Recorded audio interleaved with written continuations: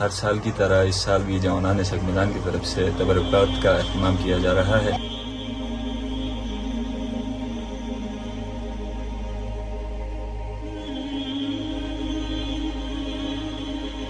तो सुबह से ये जवान मिलकर इंतज़ाम कर रहे।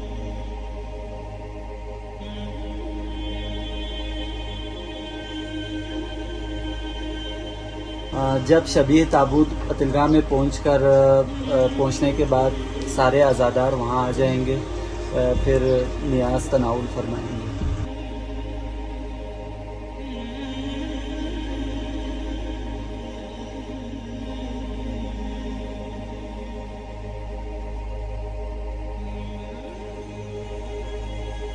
ये तबरुकात का इंतजाम काफ़ी अरसे से कर रहे हैं और अल्लाह ने अगर तवक्कुल दी तो हम ये ता हयात इंशाअल्लाह कोशिश करते रहेंगे, ये जारी व सारी रहे।